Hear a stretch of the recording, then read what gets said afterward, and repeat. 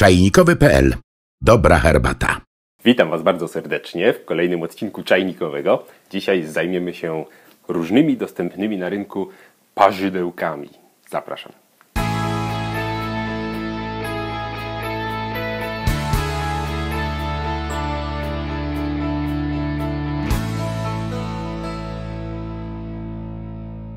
Na warsztat weźmiemy sobie dzisiaj kilka popularnych sposobów parzenia.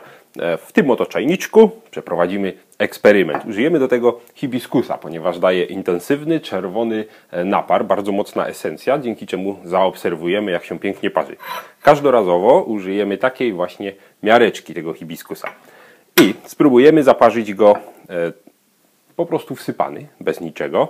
Zaparzymy go w papierowym filtrze, takim popularnym do herbaty, w ceramicznym parzydełku, które często jest w zestawie z kubeczkiem, takim oto kuleczko-jajeczku na łańcuszku, w takim parzydle rureczce, to może nie znacie wszyscy, fajna rzecz, nabiera się herbaty w ten sposób i parzy, fusy wyciąga się dołem.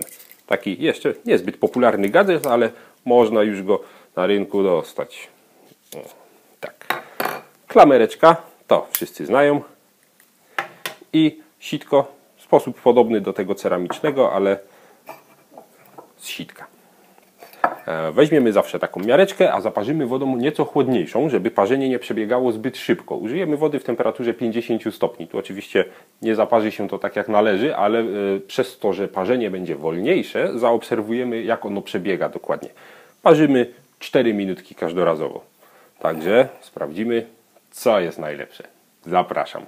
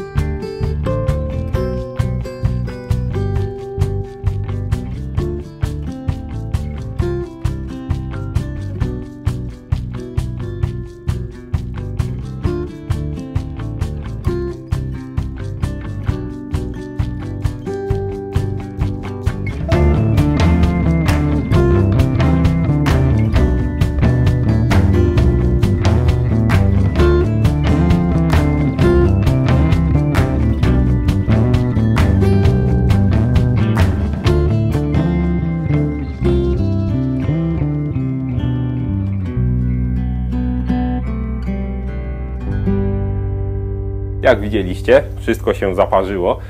W większości przypadków napar jest dość porównywalny, podobny do siebie. Najlepiej zaparzyło się oczywiście hibiskus wsypany, bez żadnego parzydła, no ale tutaj nastręcza to pewnych problemów. Trzeba to przelać przez sitko do innego naczynia, z którego będziemy pili, także trzeba mieć do tego też warunki, ale rzeczywiście hibiskus miał dużo miejsca, rozwinął się pięknie, zaparzył, esencja wyszła bardzo intensywna.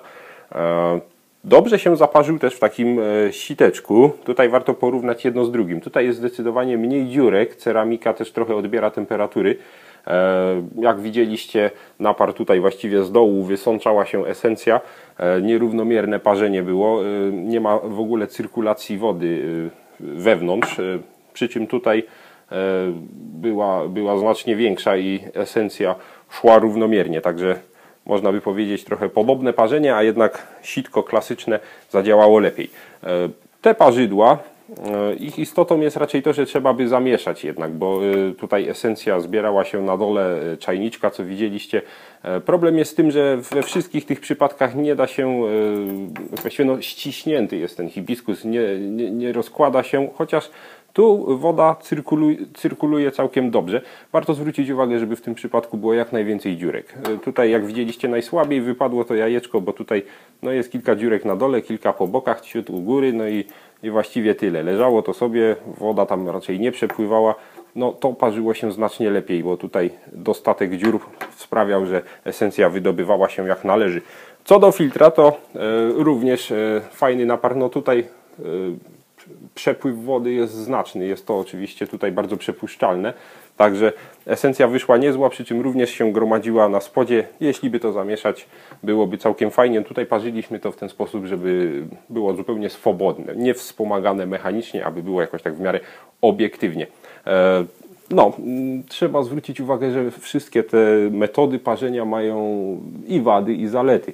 Tak jak mówiłem na początku, teraz można zaparzyć bez żadnego parzydła, ale jest to niestety wymaga powiedzmy drugiego naczynia, sitka osobno, bywa kłopot, jeśli parzymy sobie w pracy, w biurze.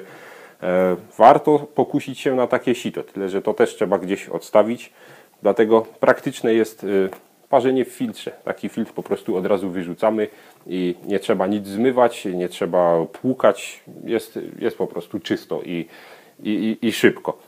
Takie parzydełka mają tę zaletę, że można coś parzyć dwukrotnie. Wyciągamy to gdzieś, odkładamy i możemy raz jeszcze zalać, jeśli parzymy już herbaty, które chcemy parzyć 2 razy. Problem jest w tym, że to jest takie ściśnięte. Także jeśli miałbym coś polecić, to przede wszystkim polecam parzenie bez żadnych parzydełek, jeśli ktoś ma warunki. Jeśli nie, to dla wygody papierowy filtr, i całkiem nieźle wypada też takie zwykłe siteczko. To tyle, co na temat zaparzaczy. Jeśli macie jakieś własne spostrzeżenia albo parzycie w jeszcze jakiś inny sposób, piszcie do nas, komentujcie, lajkujcie i zaglądajcie na naszą stronę czajnikowy.pl. Do zobaczenia w kolejnych odcinkach.